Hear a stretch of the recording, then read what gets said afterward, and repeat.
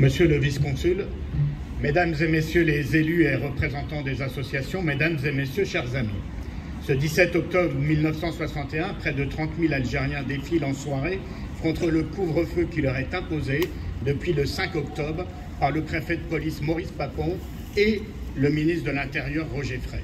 À l'appel du FLN, ils sont venus après les heures d'usine, pacifiquement, en famille, avec les enfants, protester dans les rues de Paris contre ce couvre-feu discriminatoire qui frappe ceux qu'on appelait alors les Français musulmans d'Algérie.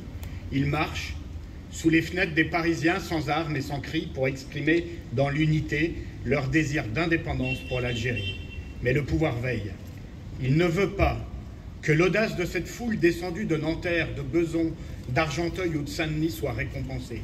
Il ne veut pas que son message d'espoir soit délivré. C'est alors, et avec une violence inouïe, que s'abat la répression d'État. Les policiers, appuyés par des commandos parapoliciers, chargent la foule. Les coups de matraque et les coups de crosse pleuvent, les coups de feu également. Certains manifestants sont même livrés, ligotés, au silence des eaux de la Seine. On repêchera, dans les jours qui suivront, une soixantaine de corps, dont celui d'une jeune Fatima Bédar, 15 ans, qui a été retrouvée le 31 octobre, quelques jours après, à l'écluse du canal Saint-Denis. Cette nuit-là, la plus extrême brutalité trouvera dans l'obscurité de Paris le moyen de s'exprimer sans frein. Il est vrai que le préfet Papon avait préparé les esprits quelques jours plus tôt en donnant des garanties aux policiers. Il disait « On vous couvrira, vous serez en état de légitime défense quoi qu'il arrive ». L'état de droit républicain pouvait alors céder la place à la loi du talion. Le bilan exact de cette nuit d'effroi n'est toujours pas connu, mais les historiens évoquent 150 à 200 morts, et peut-être sans doute davantage, et plus de 12 500 arrestations. Le bilan officiel à l'époque, lui, évoque 3 morts, 44 blessés, 7 500 arrestations. L'omerta sur cette nuit sanglante durera plus de 50 ans, mais la vérité avance à petits pas.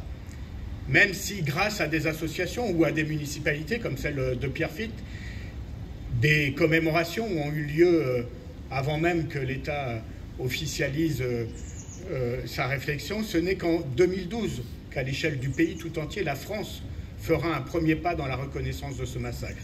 Le président de la République, François Hollande, déclarera en octobre 2012, je le cite, le 17 octobre 1961, des Algériens qui manifestaient pour le droit à l'indépendance ont été tués lors d'une sanglante répression, disait le président de la République. Il ajoutait « La République reconnaît avec lucidité ces faits. 51 ans après cette tragédie, je rends hommage à la mémoire des victimes. » Disons-le, progresser sur ce chemin de mémoire pour établir la vérité des faits n'a en aucun cas flétrir la grandeur de la France et de son histoire.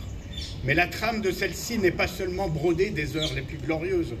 Passer sous silence les drames et les épisodes tragiques qui la composent aussi nous rend pas service. Les reconnaître, au contraire, c'est se donner les moyens de tirer les enseignements de l'histoire et de se forger un meilleur avenir. N'en doutons pas, la vérité est toujours le choix le plus raisonnable puisqu'il est celui de la guérison des plaies encore ouvertes et donc de l'unité de la nation. C'est pourquoi il faut aller plus loin encore que le geste qu'a effectué François Hollande. Nous voulons maintenant savoir combien sont morts, que sont devenus les disparus, quelles furent les instructions aux forces de l'ordre. Au-delà du sinistre Papon, quelles furent les responsabilités politiques dans ce massacre. Et nous voulons maintenant que soit officiellement reconnue la responsabilité pleine et entière de l'État dans ce crime. En 2017, Emmanuel Macron, alors candidat, avait affirmé que la colonisation était un crime contre l'humanité. Mais depuis, il alterne les pas en avant, et ils existent, mais aussi les pas en arrière. Les pas en avant, lorsqu'il a su, une fois élu, présenter les excuses de la France à Josette Audin, épouse de Maurice Audin, le mathématicien, membre du Parti communiste algérien et militant anticolonialiste, torturé et tué par l'armée française en 1957. Pas en avant également lorsqu'il a reconnu la responsabilité de l'armée française dans l'assassinat du militant nationaliste Ali Boumendjel. Pas en avant également hier, il faut le souligner, puisque le président de la République a reconnu clairement que les crimes commis cette nuit-là sous l'autorité de Maurice Papon sont inexcusables pour la République. Mais malheureusement pas en arrière, disons-le, lorsqu'il hésite dans l'ouverture des archives et laisse sa majorité à l'Assemblée nationale voter des exceptions à la déclassification de celle-ci dans une loi récemment examinée dans notre Assemblée. Pas en arrière aussi lorsqu'il repeint en rente mémorielle l'indispensable travail de mémoire. Pas en arrière également, enfin, lorsqu'à l'appui des plus odieuses passions identitaires que connaît aujourd'hui le débat public, il déclenche une crise diplomatique majeure avec l'Algérie et pénalise les familles qui vivent de part et d'autre de la Méditerranée en réduisant arbitrairement le nombre de visas qui leur sont délivrés.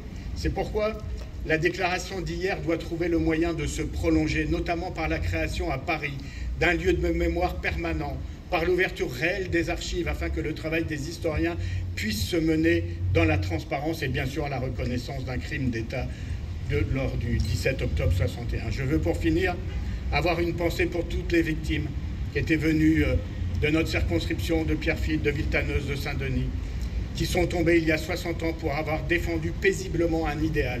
Ne les oublions jamais.